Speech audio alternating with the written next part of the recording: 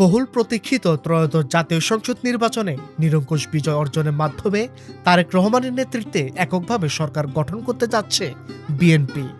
রাত পোহালে নতুন নির্বাচিত সরকার শপথ গ্রহণের মাধ্যমে দেশের দায়িত্ব নেবে।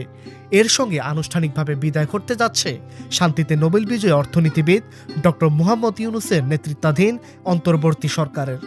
নির্বাচনে বিজয়ী জনপ্রতিনিধিদের কাছে দ্রুততম সময়ে ক্ষমতা হস্তান্তর করে অন্তর্বর্তীকালীন সরকার তার দায়িত্ব সমাপ্ত করবে।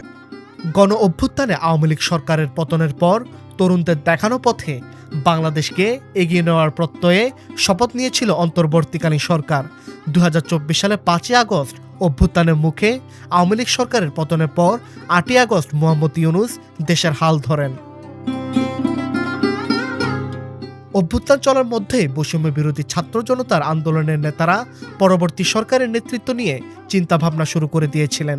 তার মধ্যে মোহাম্মদ ইউনূসের নামও ভাবা হয়েছিল। প্রায় 1.5 বছর এই অন্তর্বর্তী সরকারের নেতৃত্বে দেশ পরিচালনার পর 12 ফেব্রুয়ারি অনুষ্ঠিত জাতীয় সংসদ নির্বাচনে বিএনপি নিরঙ্কুশ বিজয় লাভ করে। নির্বাচনের ফল ঘোষণার পর নতুন সরকার গঠনের প্রক্রিয়া শুরু হয়। শপথ গ্রহণের দিন মঙ্গলবার সকালে নবনির্বাচিত সংসদ সদস্যরা জাতীয় সংসদ ভবনের দক্ষিণ প্লাজায় শপথ গ্রহণ করবেন। বিকালে সেখানে তারেক রহমানের নেতৃত্বে নতুন মন্ত্রিসভা শপথ নেবে। রাষ্ট্রপতি মোহাম্মদ শাহাবুদ্দিন নতুন মন্ত্রিসভার সদস্যদের শপথ পড়াবেন। নতুন মন্ত্রিসভা শপথ নিলে স্বয়ংক্রিয়ভাবে অন্তর্বর্তী সরকারের উপদেষ্টা পরিষদ বাতিল হয়ে যাবে।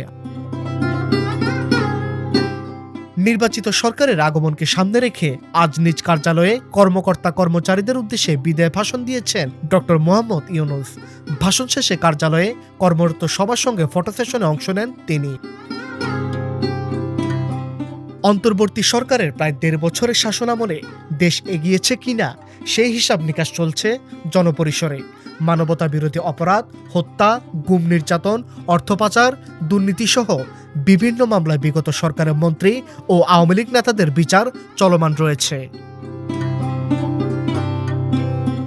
এদিকে অন্তর্বর্তী সরকারের উপদেষ্টারা তাদের কাজের ফিরিস্তি তুলে ধরে সাফল্যের বিভিন্ন দিক তুলে ধরেছেন। মিথুল মজুমদার, আজকের পত্রিকা।